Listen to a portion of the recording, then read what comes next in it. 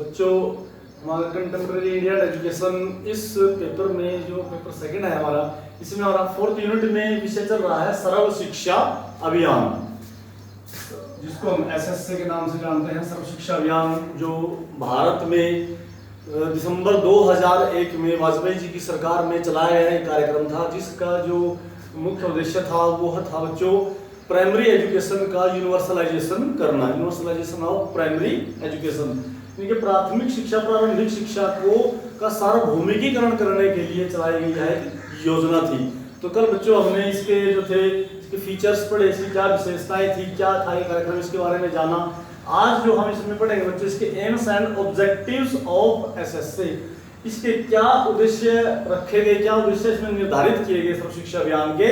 तो बच्चों इसमें यही उद्देश्य रखे गए। सबसे पहला तो यूनिवर्सलाइजेशन ऑफ प्राइमरी एजुकेशन, प्राथमिक शिक्षा का सार्वभौमिकीकरण करने का इसमें लक्ष्य रखा गया कि हम देश के सभी बच्चों को 6 से 14 वर्ष की आयु के सभी बच्चों को निःशुल्क और अनिवार्य रूप से प्राथमिक शिक्षा प्रदान करेंगे। दूसरा इसमें क्वालिटी एजुकेशन की बात की, गुणात्मक शिक्षा प्रदान करेंगे बच्चों को। वैल्यू बेस्ड एजुकेशन देने की बात की गई, वैल्यू बेस्ड एजुकेशन बच्चों को हम देंगे। और बच्चों जो है सोशल जस्टिस सामाजिक न्याय की बात की, कि बच्चों के साथ बिना किसी भेदभाव के, किसी बच्चे के साथ कोई जाति के आधार पर, धर्म आदि के आधार पर किसी प्रकार का कोई भेदभाव नहीं होगा, सभी बच्चों को समान रूप से शिक्षा प्रदान की जाएगी। और इसमें जो ऑब्जेक्टिव्स में इसके इन्होंने बच्चों कहा 2003 तक यह लक्ष्य रखा कि देश के जितने भी 6 से 14 वर्ष की आयु के बच्चे हैं जो स्कूल छोड़कर चले गए किसी कारण से, उन सब को विद्यालयों में वापस लाया जाएगा। 2003 तक सभी बच्चों को का दाखिला निश्चित कर दिया जाएगा विद्यालयों में। और उसके बाद 2007 तक सभी बच्चों को प्राथमिक शिक्षा दे दी जाएगी।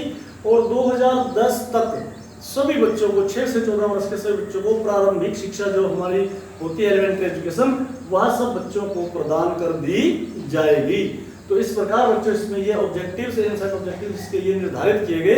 एक ये टाइम बाउंड प्रोग्राम था, जैसा कि मैंने आपको बताया समयबद्ध कार्यक्रम था कि हम इसमें क्या क्या करेंगे कि 2010 तक जो है 2001 में ये कार्यक्रम चलाएगा, 2010 तक 10 वर्षों के अंदर जो है देश के सभी बच्चों को जहां पर स्कूल खोलने की जरूरत है स्कूल खोलकर, और जहां पर शिक्षक आदि नियुक्त करने की आवश्यकता है वह सब प्रक्रिया पूरी करने के बाद देश के सभी बच्चों को 10 वर्ष तक इस समय में जो है वह प्रारंभिक शिक्षा प्रदान करेंगे।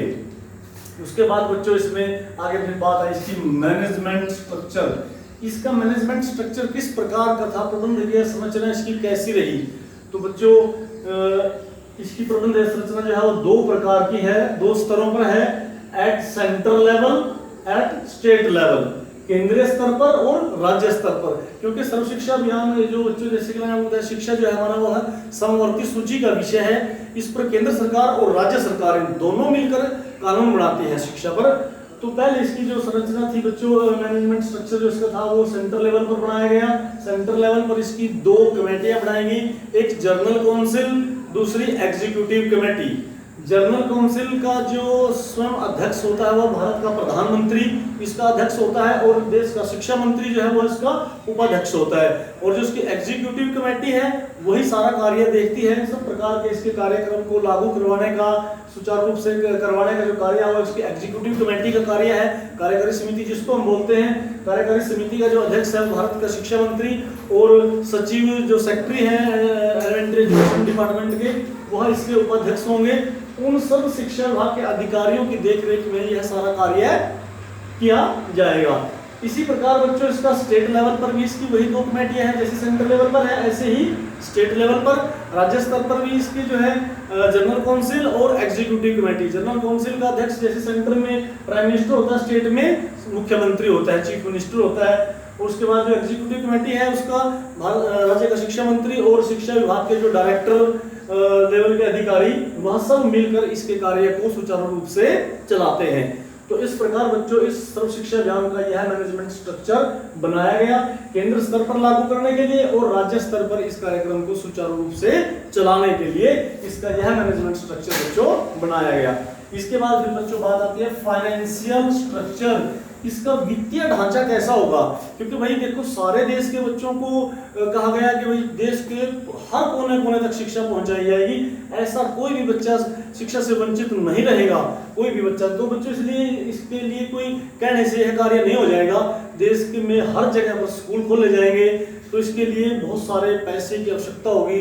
सरकार को पता था कि इतना सारा पैसा लगाया जाएगा, क्योंकि जो है हर गांव-गांव में स्कूल खोला जाएगा। हर 1 किलोमीटर के दायरे में प्राथमिक स्कूल खोलने की बात कही गई है इसमें, और वहाँ पर टीचिंग लर्निंग प्रोसेस के तहत जो भी सुविधा चाहिए, टीचरों की बात हो चाहे या अपना और जो भी उसके लिए बच्चों मटेरियल चाहिए हमें, तो वो सब उपलब्ध करवाया जाएगा। इसके लिए भारी मात्रा में जो है वो धन की आवश्यकता है। तो इसका फाइनेंशियल स्ट्रक्चर जो बच्चों उस समय यह योजना लागू की गई, तो उस समय इसके लिए 9वीं पंचवर्षीय योजना हमारे यहाँ चली हुई थी, जिसमें इसका जो है रेशो रखा गया 85:15 का। तो इनके 85 और 15 का अनुपात शुरू में रखा गया कि 85% जो पैसा है वह सेंट्रल गवर्नमेंट देगी और 15% जो है वो राज्य सरकार अपने राजकोष से लगाएगी।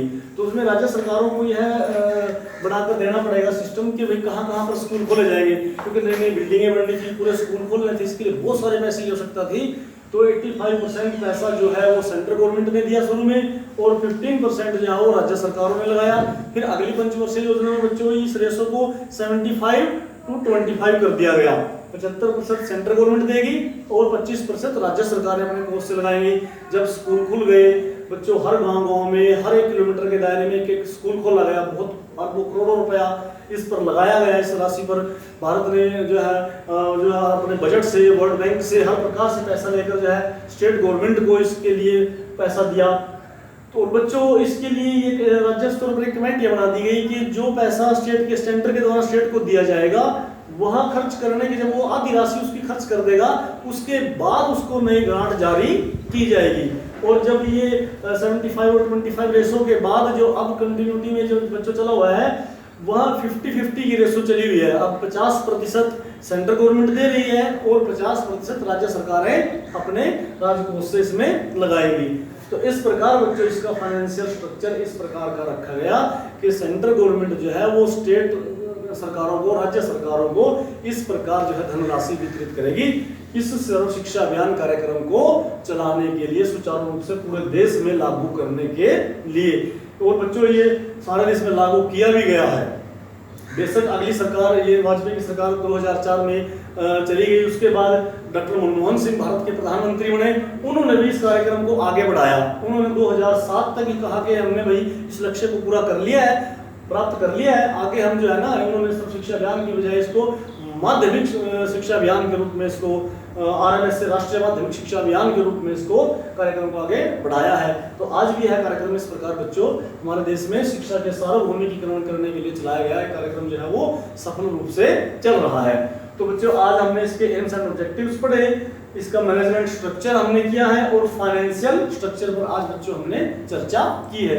कल हमें इसमें नेक्स्ट आगे चर्चा करेंगे कि सर्व शिक्षा अभियान के तहत क्या क्या फैसिलिटीज बच्चों को विद्यालयों में प्रदान की जा रही है, उस पर हम कल चर्चा करेंगे। तो मैं आशा करता हूँ कि ये आज आपने पॉइंट अच्छे से इसके ध्यान से सुने होंगे और इसको आप घर जाकर रीड करना अच्छे से। कहीं पर किसी प्रकार की कोई समस्या है तो बच्चों आप दोबारा डिस्कस कर सकते हो। धन्यवाद।